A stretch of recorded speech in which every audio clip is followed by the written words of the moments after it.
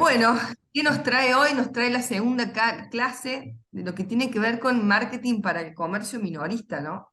Yo sé que ya tuvieron una primer clase.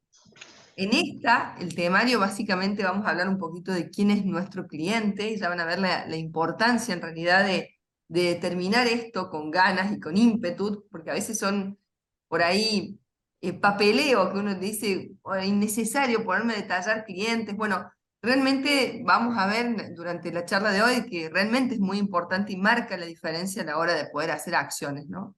Muchos entienden que el cliente y la definición de cliente simplemente es para aquellas grandes empresas que pueden tener un buyer persona, y la realidad es que no. En realidad que la definición de cliente la puede hacer cualquiera, la puede hacer un comercio súper grande como un microemprendimiento, un emprendedor. Así que bueno, hoy vamos a estar hablando acerca de eso, vamos a considerar estrategias de marketing, vamos a hablar acerca del logo, pero sé que han estado hablando anteriormente acerca de esto. Armar las redes de mi negocio, tengo que estar en todas las redes. ¿Qué tiene de distinta una con otra? ¿En qué me tengo que centrar? Bueno, vamos a hablar un poquito acerca de eso también. Juan nos va a contar mucho acerca del lienzo de planificación en redes y la puesta en práctica de esto, ¿sí? Pero bueno, hoy vamos a arrancar con esto. Si yo les muestro de repente esta pantalla y les muestro un brócoli y una hamburguesa, y yo les preguntara, ¿cuál les parece que es más sabrosa?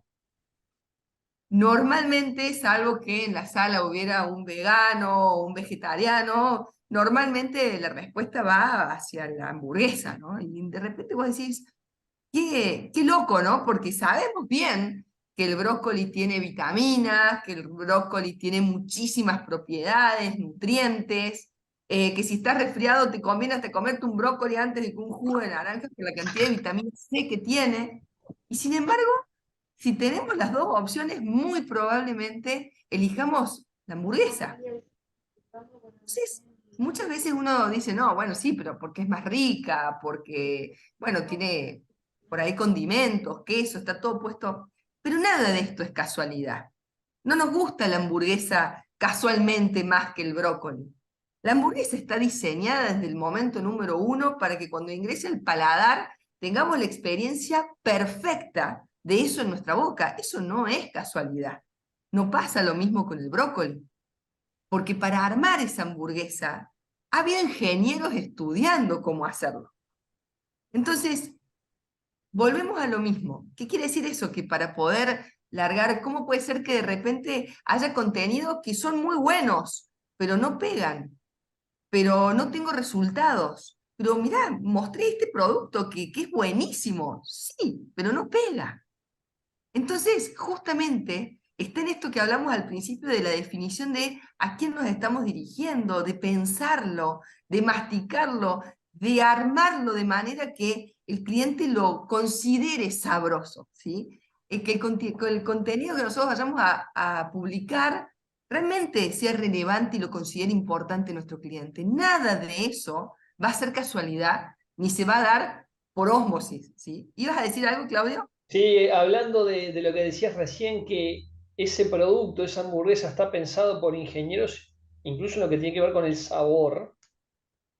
Tal es así que en mi primer salida, luego de la pandemia, nosotros estuvimos ahí en marzo del 2020, algunos días de aislamiento, y habíamos dejado de salir a comer afuera. La primera vez que salgo es con mi hijo, que vamos a un McDonald's en un barrio que se llama Parque Rodó, que tiene un gran parque. Entonces más o menos había aislamiento. Y cuando probé la hamburguesa, era una bomba de sabor por cómo estaba condimentada. El tema es que mi paladar se había acostumbrado a no salir a comer más. O sea que, como vos decís, lo viví en carne propia, lo descubrí producto de la pandemia y de haber dejado de salir a comer.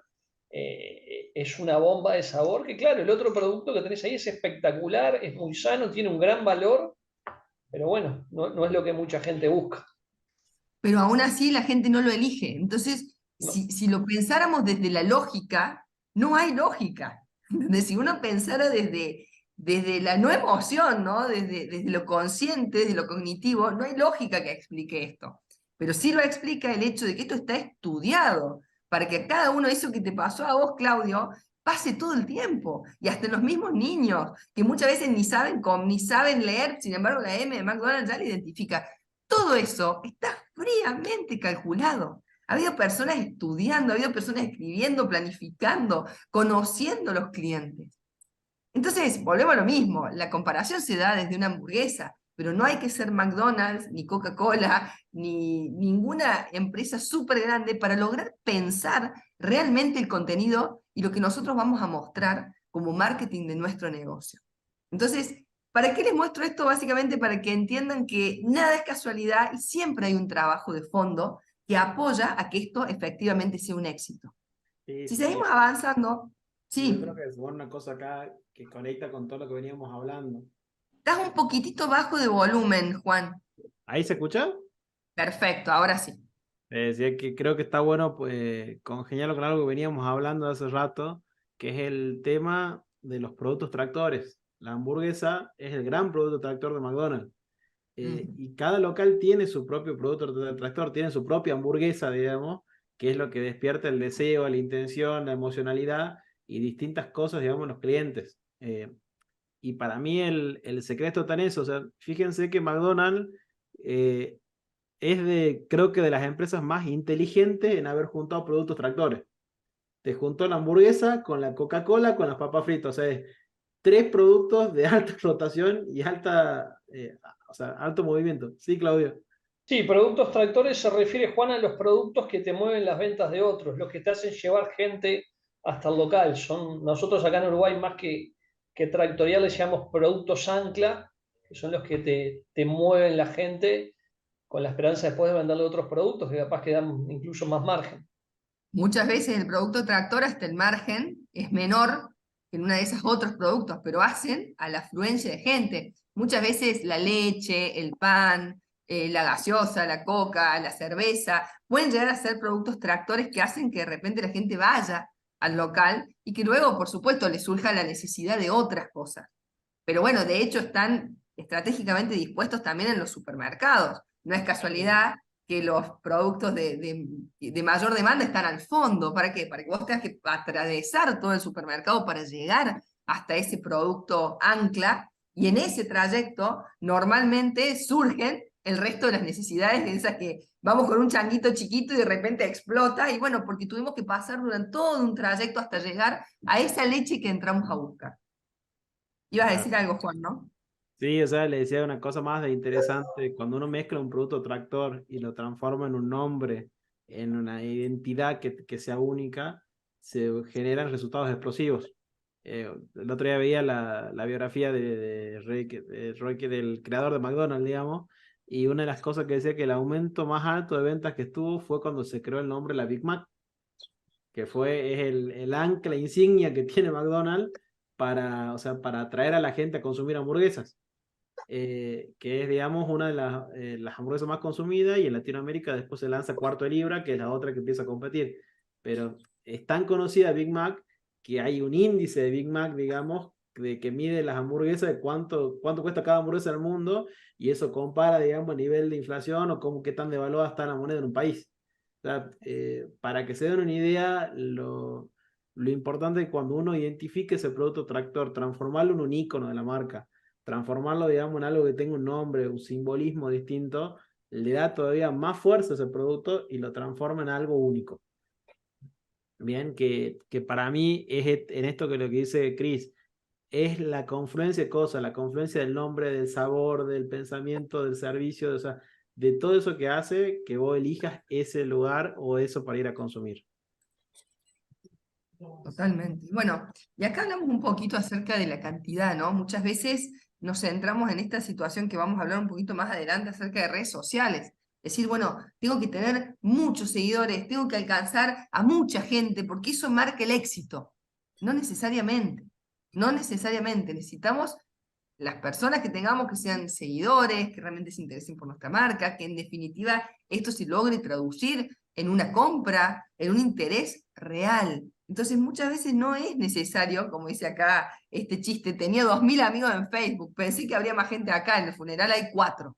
¿Sí? Bueno, en lo que tiene que ver en lo que tiene que ver con redes sociales para negocios pasa lo mismo. A veces nos vamos de eje pensando en que, bueno, de repente tener 1 millón de seguidores en Instagram nos hace mejores marcas. Y no es necesariamente eso, porque de repente tenés 1 millón de seguidores en Instagram, pero sacás una publicación, una historia, y lo ven 90 personas, y evidentemente no valió mucho la pena que tenga semejante cantidad de personas que seguramente llevó mucha energía llevar a eso. Entonces, no importa la cantidad, sino más bien la calidad de los seguidores y de los links que nosotros vayamos armando como marca a través justamente del marketing. Sí, en Y eso en te esto, sumo, sí, Cris, una cosa que es clásica. Nosotros vemos un montón de locales cuando van a hacer marketing para negocios, que lo primero que se hacen son sorteos. Bien. sí. Y los sorteos, si uno le pone plata y hace todas las cosas y no lo lleva a una motivación que realmente conecte con la marca, se transforman en lugares en donde entran personas, pero es un tráfico inocuo. O sea, es que no genera absolutamente nada en la marca, pero genera sensaciones, digamos. Alto 230, 56, sí. Siempre decimos Apa, en esta parte, ahí ya veo el tema de micrófonos, lo importante, digamos, Miran que esas tetas, tiene joder, que a la ver. madre. Ahí está. Lo importante que tiene que ver, digamos, de cómo vamos compatibilizando esta parte de o sea, el tráfico pagado con lo que realmente es orgánico. Y que aquello que paguemos realmente sean cosas que valgan la pena y que generen comunidad. Porque en definitiva, las redes sociales, el hacer marketing para los negocios, lo más importante es generar comunidad y que esa comunidad compre. ¿Bien? Y a veces, yo siempre le digo, hay campañas que uno la mide por decir, tuve 1000 me gusta. Yo la verdad que las campañas las mido por cuántas conversiones termina generando la venta. O sea, es cuántos mensajes me generó de contacto, cuántos de esos mensajes de contacto me generó, digamos, una relación con el cliente y cuánto me terminó cerrando en una venta. ¿Bien? Y ahí viene otro tema que es esta confusión. Se confunde el marketing con la comercialización, que son dos cosas que tienen que estar, sí, en comunión, pero son dos áreas distintas que tienen que interactuar y que uno tiene que ver. O sea, nos pasa mucho que quiero poner una campaña para que llegue a mucha gente, pero no tengo nadie que conteste del otro lado.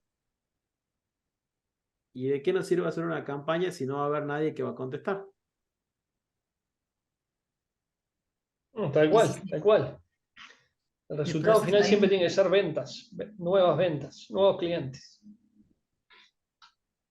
totalmente. El proceso muchas veces en estos casos tiene que ser inverso, es decir, empezamos por prepararnos nosotros para después poder largar este tipo de campañas, porque si no, hasta termina siendo contraproducente, ¿no? Porque ese contacto después ya no se produce, porque generamos desilusión, porque después cuando tengamos el equipo armado probablemente ya hay una conciencia colectiva de que nosotros no respondemos los mensajes. Entonces, qué importante es estar preparados para lograr que todas estas acciones de marketing que uno puede ir tomando realmente las podamos contestar y puedan ser provechosas para el local, para el comercio, para el emprendimiento. Bien.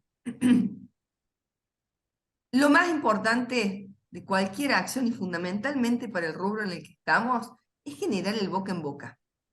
Está probado que el boca en boca genera el 50% más de publicidad que la tradicional. ¿Por qué? Básicamente por dos cosas que son súper importantes. Primero, la confianza. Es lo mismo que yo te muestre un comercial a que venga tu mejor amigo, un comercial de shampoo, a que venga tu mejor amigo y te diga, no, cómpratelo, no sabes lo bueno que es. ¿En quién vamos a confiar más? ¿En la publicidad o es de este amigo que me trajo el shampoo que anda fantástico? Seguro que en tu amigo. Y además, en la focalización. ¿Qué es esto de la focalización? Básicamente algo que todavía las redes sociales, si bien se ha logrado evolucionar muchísimo en la focalización, en la segmentación, ahora nunca va a poder segmentar la focalización que puede hacer una madre al recomendarle algo a un hijo, un amigo a otro amigo, un vecino que conoce la necesidad puntual que tiene esa persona. Entonces, es increíble cómo podemos llegar a manos de una persona que realmente nos necesita. Y eso solamente lo sabe un amigo, un vecino o alguien que compartió el problema. Entonces, qué importante es de repente recibir, no es lo mismo recibir un mensaje de un comercio que vende Coca-Cola y que, bueno, yo estoy en mi día normal, a una persona que un amigo le comparte la promo de Coca-Cola de este comercio justo que ahora viene el cumple de tu hijo. Fíjate, hizo una segmentación perfecta. Eso básicamente es el boca en boca. Y se puede generar tranquilamente a través de acciones de marketing.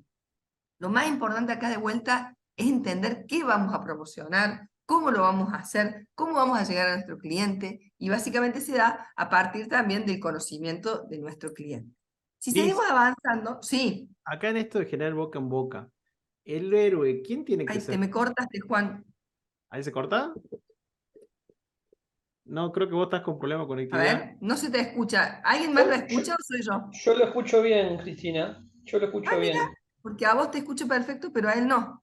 Bueno, a ver, Juan, Cosa de la tecnología. ahí está, ahora sí. Te decía que en esto del boca en boca, digamos, ¿quién tiene que ser el héroe? ¿Nosotros o el cliente? El cliente siempre. El cliente tiene que ser el héroe que comparte. Ahora, por supuesto que tiene que haber algo para compartir. ¿Por qué es tan importante esto? Porque el cliente no va a compartir algo que lo vea mal, de hacer ver mal a él, ¿no? El cliente va a compartir algo que efectivamente lo haga ver bien, o lo que se llama de estatus, o de profesionalización, o de simplemente estar a la vanguardia en algo. Entonces es importante que entendamos que nosotros vamos a ser héroes, pero ¿a través de quién? A través del cliente que lo comparte. Y para que el cliente llegue a compartir eso, tiene que tener eso que va a compartir, algo que lo haga ver bien a él. Nosotros no vamos a compartir algo que de repente nos haga ver mal, o que nos haga ver que estamos buscando cosas que no nos suman en nuestra imagen. Entonces, qué importante es entender que hay que llegar a eso, ¿no? A que el cliente tenga ganas de compartir. Y para eso, el contenido que nosotros hagamos tiene que ser algo que lo haga hacer bien. Esa era la pregunta, Juan. Totalmente, porque eso nos da pie a lo que seguimos. Esto nos ayuda Exacto. a entender mi cliente, o sea, cómo es mi cliente y los desencadenantes de mi cliente. A ver, ¿por qué decimos esto y que son llaves maestras? Si uno entiende que el cliente es el que tiene que ser el héroe y no nosotros, nosotros somos los que lo acompañan a ese héroe en ese camino, en esa gesta, viene la segunda parte divertida de esto, de que tenemos que ver la manera o la forma de cuál es el enemigo en común, a qué nos estamos enfrentando. ¿Bien? Entonces, a ver, y ahí es donde yo digo que es esto de entender al cliente y conocerlo. Vos te encontrás que el enemigo común puede ser la fiaca, que el enemigo común puede ser, digamos, el no querer pensar en la comida para el mediodía, que el enemigo común puede ser el desayuno de los chicos, que el enemigo en común puede ser, digamos, no sé, la falta de agua, como tuvieron ustedes problemas en esta época. Hay un montón de enemigos en común que van surgiendo en el día a día, o hacer dieta, por ejemplo, para lo que se sienten pasado de peso. Entonces, cuando vos encontrás el enemigo en común de los clientes que te siguen, ahí es donde uno empieza a generar un mensaje de valor, porque empezás a escribirle a ese cliente en donde vos le decís, bueno, yo te voy a ayudar a que el entrenamiento esta semana tuyo tenga los mejores resultados en tu cuerpo. Vení, llévate, ponele el mix de barrita saludable con la bebida energética o con el Gatorade, digamos, para rehidratarte. Yo no te estoy diciendo que yo te doy la solución. Te estoy diciendo que te quiero ayudar a tu gesta, a lo que vos estás haciendo, al problema que te estás enfrentando. Eh, y eso es fundamental, digamos, en esta parte de entender, digamos, que nosotros acompañamos al cliente. Ahora, para esto tenemos que conocer más sobre el cliente. Entonces, ¿qué tenemos que conocer del cliente? La parte demográfica, che, ¿qué edad de clientes tengo? ¿De qué género son? ¿Están casados? ¿Están solteros? Digamos, digamos, son personas que dan empleo, son personas que trabajan para, ¿bien? ¿Qué rol de Juan, ¿y compra cómo tiene? haces? ¿Cómo haces si yo soy comerciante y de repente te puedo decir, no, pero es que yo tengo mujeres, tengo varones, tengo empleadores, tengo empleados? ¿Cómo haces para segmentarlo y para decir, bueno, este es mi cliente tipo? Bien. A mí me pasa siempre cuando hacemos esta pregunta que lo más fácil es decir le vendo a todo el mundo. Mm. Bien. Y la realidad es que, y eso tiene que ver con una parte que hemos puesto antes, que tiene que ver con la focalización. Es, no le vendes a todo el mundo. Podés tener ventas esporádicas de personas que caen random. Puede pasar. Eso con todo negocio y comercio pasa. Pero los que sostienen tu local es una clientela fija que tiene una característica definida y segmentada. Bien. Y yo siempre digo ahí, sí, Claudia. El 80% de tu facturación te la va a dar el 20% de tus clientes. Ese 20% Exacto. de clientes es el que tenés que conocer. Yo acá en Cambau he conocido algunos socios que comparten barrio y que comparten calle, que de casualidad no comparten cuadra. Y uno tiene un surtido y otro tiene surtido. ¿Por qué? Porque los surtidos, a ver, mucho del surtido coincide. Coca-Cola no te puede faltar, leche con Aperol no te puede faltar, agua sales no te puede faltar. Pero hay pequeñas partes de surtidos que las adaptan a ese 20% de los clientes que te hacen el 80% de la facturación. Por eso la importancia de conocer a los clientes y no poner en la góndola las cosas que no se venden. Y de entender qué es lo que tus clientes quieren y darle más espacios a esos productos. Me puedo referir a un jugo con alguna característica muy especial, alguna galletita con una característica muy especial, unos fideos integrales, lo que sea. Pero vos tenés que estar atento a los que te ponen la plata en el bolsillo al final del mes. Totalmente. Y ahí es donde para mí viene esto que charlamos con Cris, ¿sabes? Cuando vos te das cuenta de ese 20% que es el que te genera la facturación, cuando empezás a descubrir que hay un patrón de consumo, ahí es donde empezás a ganar la batalla, porque a partir de eso es donde empezás a hacerte estas preguntas que te determinan cómo es tu cliente, ¿bien? Y un poco esto que nosotros le mostramos es la construcción de un buyer persona, o sea, ahí estás construyendo en qué característica tiene, qué es lo que busca, qué es lo que le llama la atención, dónde lo vas a encontrar. Porque el secreto de los negocios no es crecer el 80% que llegue al local, que llegue más gente random. El secreto de los negocios es que ese 20%, que es el que te genera la base monetaria del comercio, crezca más, porque ese es el que te va a permitir, digamos, a vos ampliar en demanda, ampliar en cobertura y que pueda llegar a más personas. ¿Bien? Pero bueno, ahí muchas veces está la gran confusión que tiene la mayoría de los locales y sobre todo en lo que nosotros llamamos que kioscos, almacenes, generalmente están dentro de lo que se llaman océanos rojos. O sea, todo parece que son lo mismo.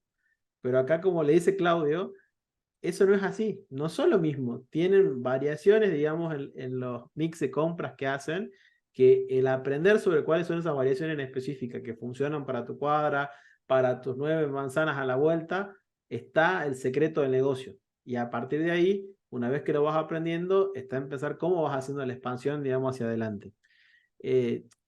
Para mí, digamos, lo fundamental es eso, Cris. O sea, es hacer ese análisis puertas adentro, es definir, digamos, de esa manera qué es lo que, quiénes son esos 20%, quiénes son, yo le llamo los clientes fieles, ¿bien? Y dentro de los clientes fieles, yo le digo que en la categoría de clientes fieles, para mí hay dos extremos. El que ama, que todos tenemos una señora, un señor o alguien que dice que ama tu producto, ama lo que haces, que le fascina, que está en todas las cosas que vos haces, que quiere seguir estando en lo que vos hagas. ¿Bien? Ese es el club de fans. Exactamente. El club de fan no te sirve para determinar cuál es la característica más específica que tenés, digamos, de lo que haces distinto.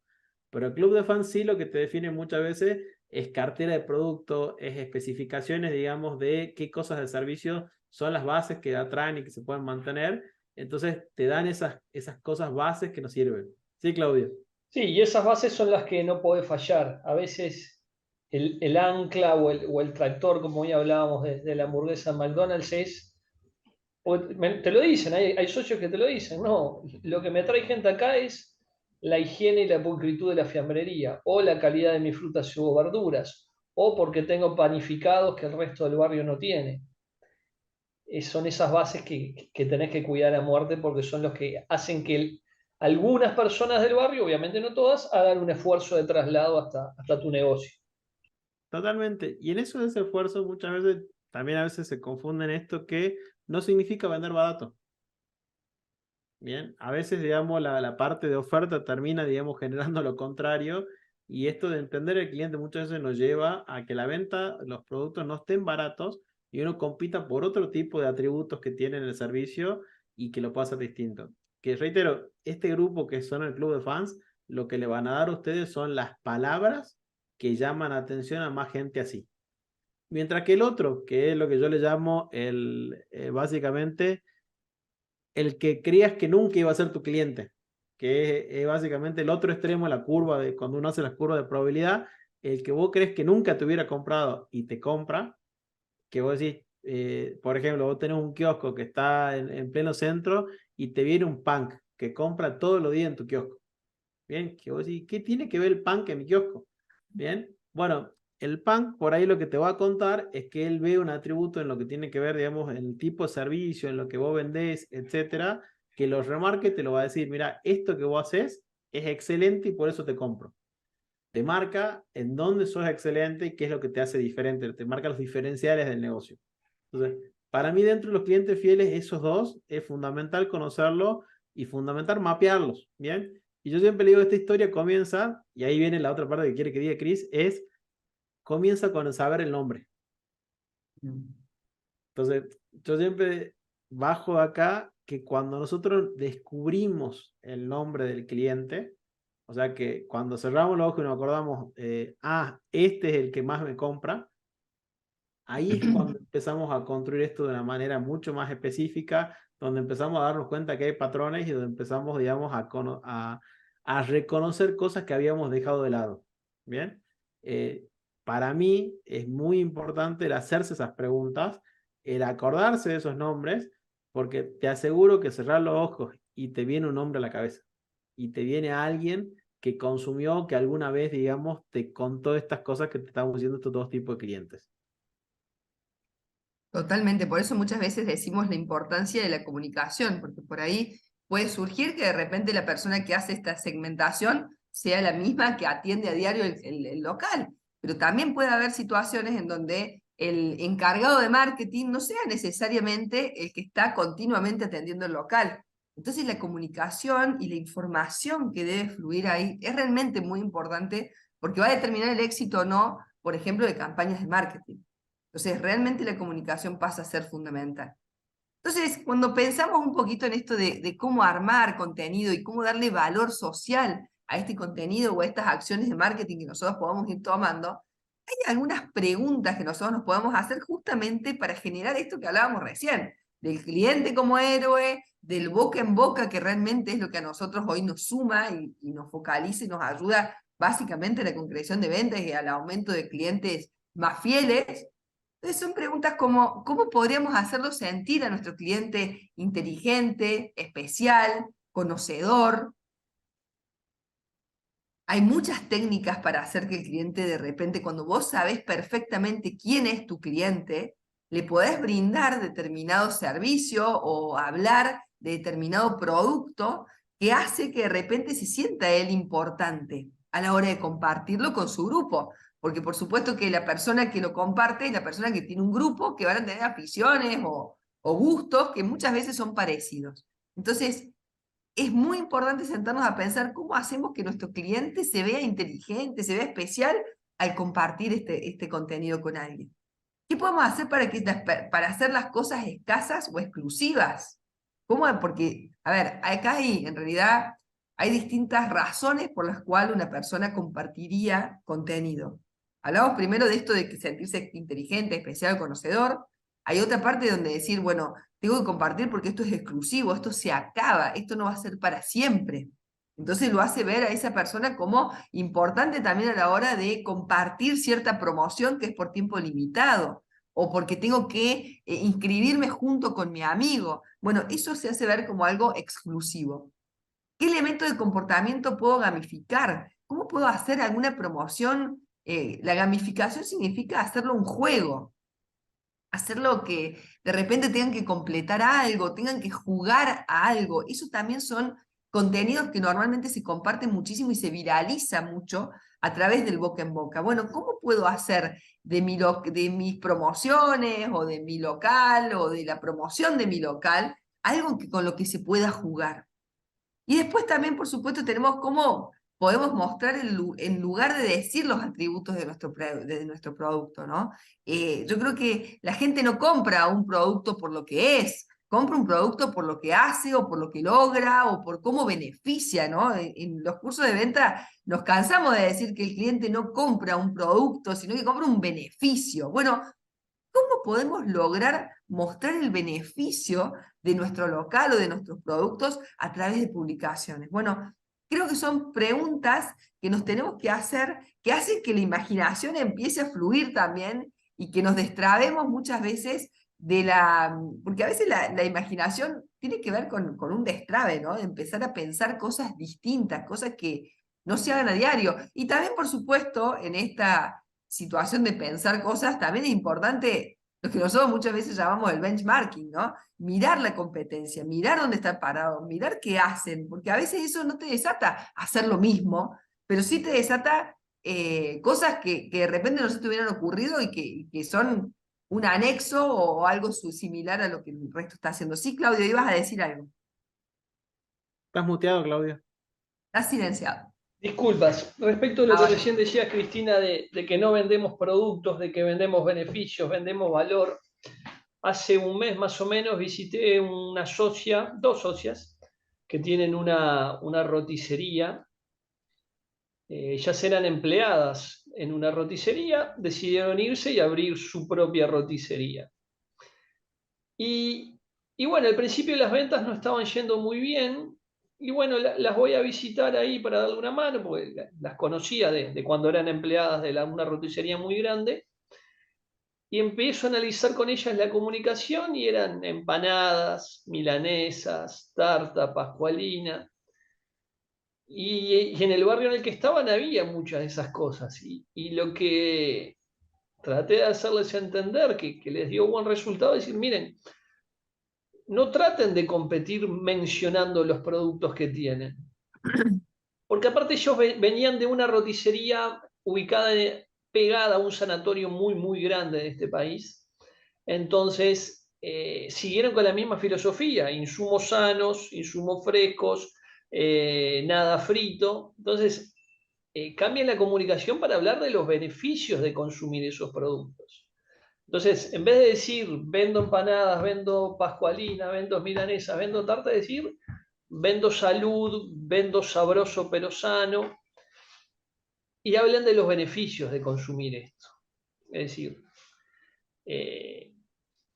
y, y bueno, no es fácil de entender al principio, pero después los resultados están a la vista, porque ¿cómo competís si no? Vendiendo Coca-Cola que todos venden, vendiendo una empanada que todos venden, no. Tenés que decir cuál va a ser el beneficio de por qué comer tu empanada, por qué visitar tu negocio, por qué tengo insumos frescos, por qué tengo insumos sanos, por qué lo hago al horno, por qué te va a caer mejor, por qué te va a alimentar más. Todo lo que rodea la empanada, la tarta, la pascualina, lo que vos tenés es el valor que vos tenés que comunicar. Totalmente, Simplemente eso. Claudio, de acuerdo con vos, completamente de acuerdo, está buenísimo el ejemplo que traes, porque esos son ejemplos clásicos y que muchas veces lo obvio no es tan obvio, ¿no? Y eso tiene que ver con la diferenciación. Es decir, nosotros recién hablábamos acerca del océano rojo y el océano azul, que no sé si todos conocen lo que significa, pero el océano rojo es cuando básicamente entras en una guerra de precios, cuando tenés tanta competencia que lo único que entendés que puede llegar a marcar la diferencia es el precio. Y ahí créeme que entras en una que normalmente salen todos heridos, porque llega un punto donde uno no puede sostener la baja de precios, nos cegamos tanto en esta competencia de ganar clientes que muchas veces perdemos de ojo lo que tiene que ver con la rentabilidad. Entonces, ¿cómo nos salimos de esa pelea? La única manera de salirse de la pelea del precio es diferenciándose por otra situación, por otra diferenciación. Entonces ahí sí es donde nos metemos en un océano azul, que es donde llamamos, donde de repente nuestros competidores pasan a ser otros, normalmente son menos, normalmente tenemos más posibilidad hasta de determinar precios. Porque cuando nosotros tenemos alguna diferencia, tenemos algún plus, un extra, ahí podemos llegar a hablar, a determinar precios. A ser nosotros quienes colocan los precios de nuestro producto y no guiándonos por una guerra de precios que se empieza a dar cuando no hay diferenciación. Entonces, importante es pensar, además de quién es nuestro cliente, por dónde nos queremos diferenciar. ¿Cuál va a ser nuestra beta? ¿Cuál va a ser nuestro punto distinto? Que a veces tarda, ¿no es cierto?, hasta que eso efectivamente entra en la mente del consumidor, lo hace un punto de valor para el consumidor y el consumidor empieza a encontrarle lógica a todo esto. Pero bueno, es un camino, un caminito que se va haciendo primero desde la conciencia y desde los objetivos súper claros.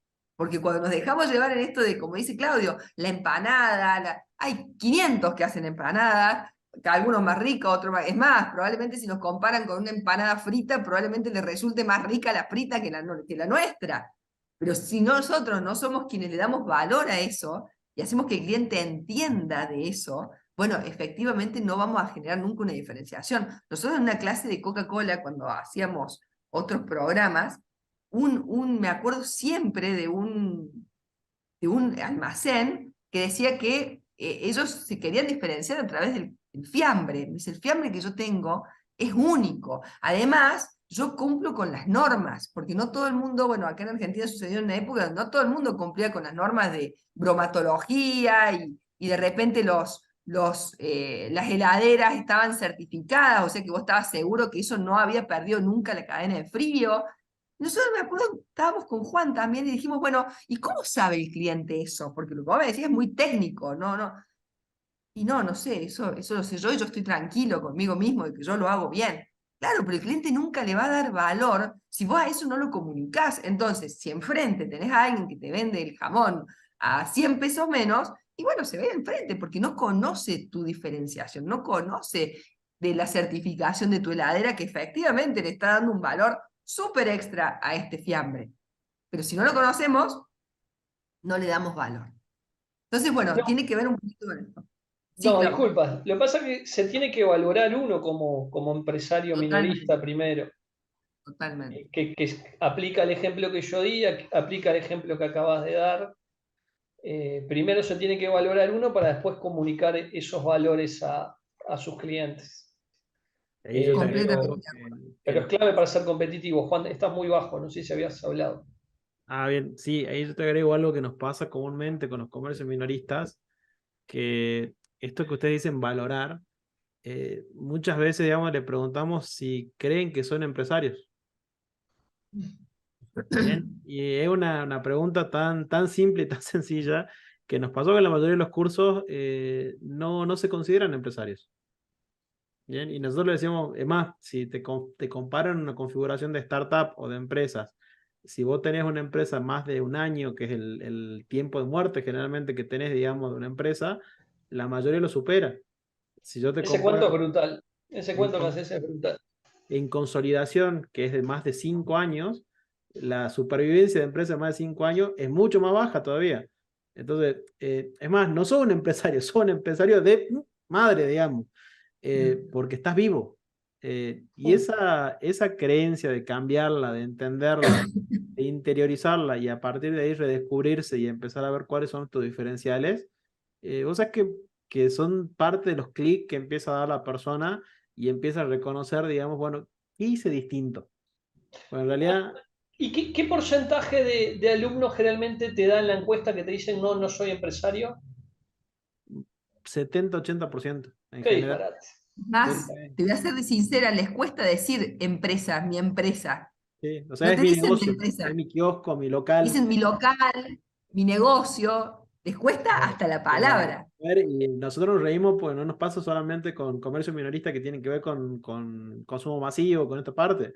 No, no, no. Locales de ropa, locales de zapatillas, o sea, Sí. esta cuestión, digamos, de que el comerciante está disociado del empresario, cuesta un montón y nosotros siempre luchamos, peleamos, decimos, son de las industrias más importantes que hay en el mercado porque son las que generan mayor cantidad de mano de obra. O sea, si no existe el comercio minorista, no existen las grandes empresas básicamente. No, no. Y nosotros en ese cuento le contamos, mucha gente no sabe, pero más del 70-80% de las ventas de multinacionales como Coca-Cola van en los comercios minoristas, no van en las grandes superficies. No, acá hay un número que siempre da Conaprole. Conaprole es la mayor empresa láctea de nuestro país. El 88% de su facturación se lo dan los comercios que no son cadenas de supermercados.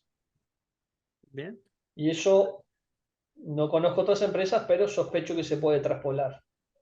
Totalmente, y eso es para nosotros lo crucial de entender también en eso el valor de lo que hacen y el valor que tienen en la comunidad. Pues después, muchas veces uno no ve el valor del almacén en la comunidad. Y vos Claro, decís, ¿qué beneficios tiene un almacén en la comunidad?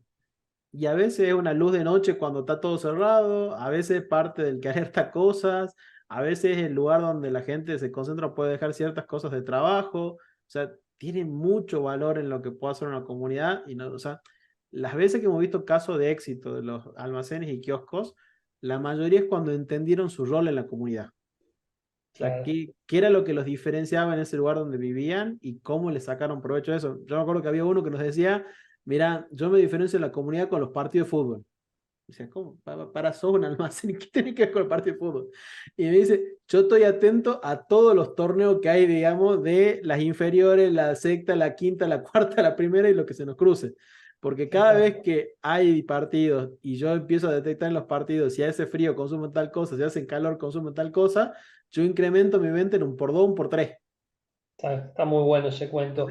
Y Eso que vos decís, yo nunca había tomado conciencia, Juan, en esa dimensión, pero sí recuerdo el caso de un socio que tenía un autoservicio grande, grande en zona céntrica, y él no había entendido su rol todavía, a pesar de que lo tenía hace ya más de un año, ¿no? Había pasado el periodo de mortalidad crítico. Y me acuerdo que le decía, señor, usted está dando un servicio valioso para el barrio.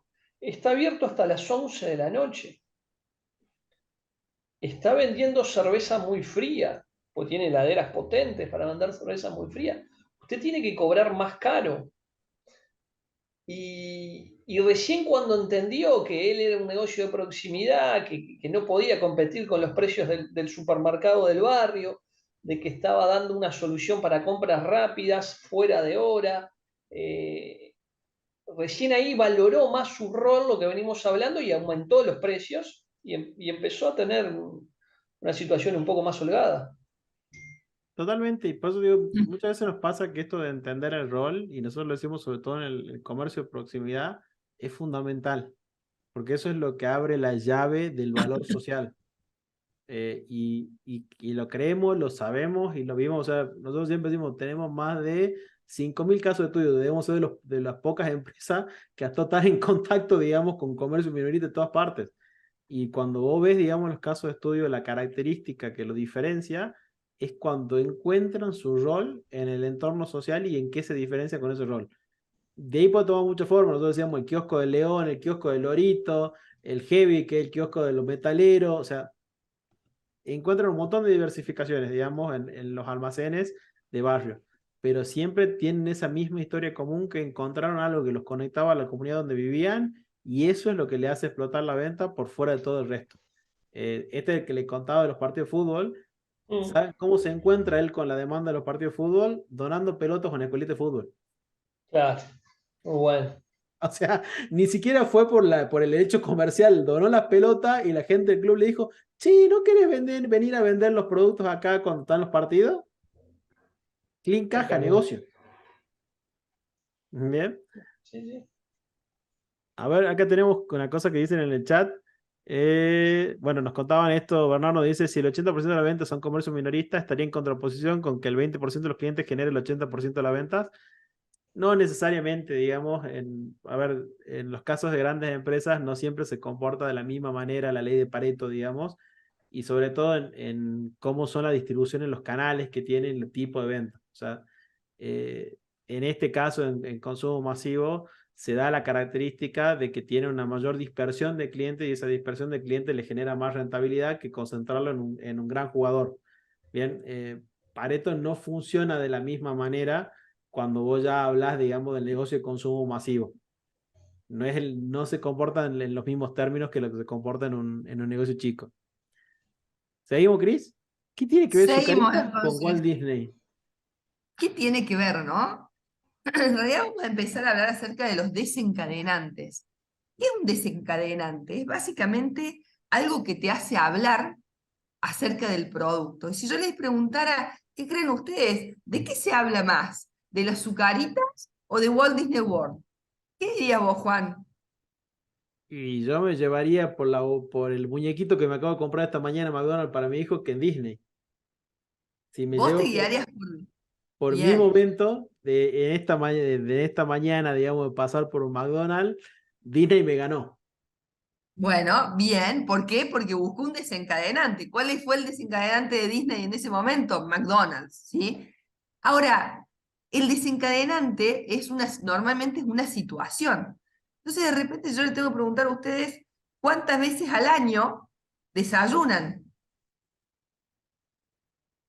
Yo te 348. podría decir, sí, porque hay un par ahí que una de esas no se desayune, ¿no? Pero son 348 veces en un año desayunamos. Ahora, ¿cuántas veces del año podemos ir a un McDonald's que justo esté algún muñequito de Disney? ¿O cuántas veces del año, y si quieren el año, diría, cuántas veces en nuestra vida planificamos un viaje o pensamos en estar en Walt Disney World? Entonces, el desencadenante, en el caso de las azucaritas, es diario, que vas a hacer el desayuno. Por eso hacen tanto hincapié de no te hablan de azucaritas como un tentempié, no te hablan de azucarita a la hora de ver una película, te están hablando de azucaritas a la hora de desayunar. ¿Por qué? Porque cada vez que vos te sientes a desayunar, hay una probabilidad que vos te acuerdes de azucarita. Entonces, ¿qué buscaron? Y buscar algo que se repite diariamente con nuestro producto. Normalmente esto funciona así siempre, ¿no? Se buscan desencadenantes diarios para que a vos, en la memoria, te surja de repente el producto. Si seguimos avanzando, Juan, vamos a ver ejemplos claros, que de repente si yo te digo, ¿cuáles son los desencadenantes del Fernet? ¿Qué me dirías vos, Juan? Para mí, más que la playa, es juntada, asado, bien, porque pienso en Fernet, pienso en juntada, perdón que lo digamos en términos lufardo argentinos, juntada de vagos, juntada de hombre, básicamente. La siguiente, digamos, estamos pensando en asado, y seguramente si es el asado, no sé si hay aire libre, play, digamos, o algún tipo de videojuego, y por ahí va, digamos, el desencadenante que pensaría con el Fernet. Si pensamos en playa, en calor, ¿qué se le viene rápidamente a la cabeza? El ¿Cuál coso que se llama el protector solar. protector solar? Se te Buen puede prote- venir a la cabeza la cerveza. Muchas veces la playa, el calor está asociado a la cerveza. Si hablamos de cine, ¿qué se le viene a la cabeza? Pochoclo. Tan así asociado. Básicamente porque está hecho para que vos lo pienses así. O te me vas a decir que te vas a ir al cine, te vas a sentar en la butaca y no te vas a comprar el balde de pochoclo. Y por supuesto que esto tiene que venir con la coca, ¿no? De hecho, miren, es tan fuerte el tema de los desencadenantes y de cómo se asocia una cosa con otra, que acá en Córdoba, por ejemplo, hay varias cadenas de cine, ¿no? Hay una cadena de cine que usa Coca-Cola y hay otra cadena de cine que usa Pepsi. La cadena de cine que usa Pepsi es la Showcase. No sé si Showcase también está en Uruguay, pero No, Showcase usa Pepsi y las otras que no son tan fuertes, porque la más fuerte es Showcase, por lo menos acá, usan Coca-Cola. Y si vos me preguntás a mí, ¿con qué asocio el pochoclo? ¿Con qué queda más rico el pochoclo? Y mirá que soy una ferviente defensora de Coca a morir, sin embargo el pochoclo me gusta con Pepsi. Y vos decís, ¿cómo? Y claro, porque Pepsi estuvo en ese momento cuando uno comía el pochoclo en el cine, etcétera, etcétera. Entonces, esos son los desencadenantes que empiezan a tener presencia en nuestra cabeza y que hace que de repente logremos, en nuestro caso, en los casos de los comercios minoristas, aumentar el ticket. Porque si nosotros logramos empezar a entender los desencadenantes de nuestros clientes, sabemos perfectamente qué ofrecer y qué mostrar. Y estar más presentes en la vida de nuestro cliente. Nosotros se hizo un estudio, bueno, si seguimos avanzando, Juan, bueno, por esto también, ¿por qué Kit Kat a nivel mundial se quiso asociar al café? ¿Decís Kit Kat, Cristina, café? Sí, disculpas, yo me tengo que retirar. Tenía hasta 4:30, ahora tengo una reunión. Así que bueno, les agradezco por la clase de hoy, súper interesante. Me despido de los alumnos y terminaré de ver el resto de la presentación en el canal de YouTube. dale, Claudio, por supuesto, ahora vamos a meter primero y llegamos a fondo con Juan. Espectacular, saludos. Nos vemos. Gracias. Chau, chau. El Kit Kat se asoció al café, ¿por qué? Y porque el café es algo que normalmente nosotros tomamos a diario. Entonces, si cada vez que yo tomo un café pienso en un chocolate, qué mejor que sea Kit Kat. Entonces, esto básicamente va asociado a algo que nosotros hacemos diariamente para que nuestra mente rápidamente empiece a traer ese producto. Lo que hay Entonces, que pensar... Sí. vos me decís, a ver, traduzcamos para un comercio. ¿Yo me puedo asociar a hacer la solución de los almuerzos como un kiosco o un almacén? Sería fantástico. Sería fantástico, porque cada vez que yo tenga que almorzar, me voy a acordar de vos, y cada vez que alguien me diga, estoy podrida de pensar en los almuerzos, lo primero que se me va a ocurrir es tu comercio. ¿Por qué? Porque solucionan los almuerzos. Perfecto. Entonces, Ahí eso viene esto genial que nos dice los encadenantes, nos podemos asociar con los almuerzos, con los desayunos, con los eventos, con la fiesta, con los regalos, o sea, podemos buscar muchas ocasiones de consumo que generen la compra de lo que yo vendo. totalmente. Así funciona justamente en que estemos más presentes. Entonces, cuando se asocia algo de nuestra vida real, es cuando nosotros vamos a tener ese producto más vigente en la cabeza. Si El vos seguís clásico, avanzando, este que dijo Claudio, che, quiero tomarme una cerveza fría, pienso en ese local que tenía cerveza fría a las 12 de la noche, digamos que... seguramente ese día que haga mucho calor, totalmente, piense, no, no se te ocurre a otro que ese, ¿no? Y probablemente hasta pases por enfrente de un súper, pero digo, no, no, voy a ese porque sé que la temperatura de la cerveza es única. Bien. Entonces, eso básicamente es un desencadenante. Bien. ¿Qué tenemos que pensar? ¿Cuándo? No se trata de las frecuencias, se trata de venir a la mente en el momento correcto a nuestro cliente. ¿Quién queremos que piense en nosotros? Que básicamente es lo que hablamos hasta ahora acerca de la definición de cliente. ¿Qué hay alrededor de él en ese momento? ¿Y cómo nos podemos vincular a eso? Por ejemplo, si pasás una diapo más, Juan, hubo un estudio que se hizo que se quería aumentar el consumo de frutas y de verduras durante la jornada escolar. Y se pensaron en dos eslogans. Uno que dice, viví saludable, viví más, viví mejor, come 5 frutas y verduras al día. Y el otro fue que cada bandeja de comedor debe ir acompañada de 5 frutas o verduras. ¿Cuál eslogan creen que fue más eficiente? ¿Cuál crees, Juan, que fue el eslogan que más pegó y el que logró básicamente el resultado? Me pones en la situación de compromiso, decírtelo con miedo. A ver, Ah, vos decilo, bueno, acá estamos para equivocarnos. el marketinero, lo primero te diría el primero, el de marketing. El marketinero te diría eso, ¿no? Hacerlo vivir una situación, hacerlo vivir que se va a sentir mejor.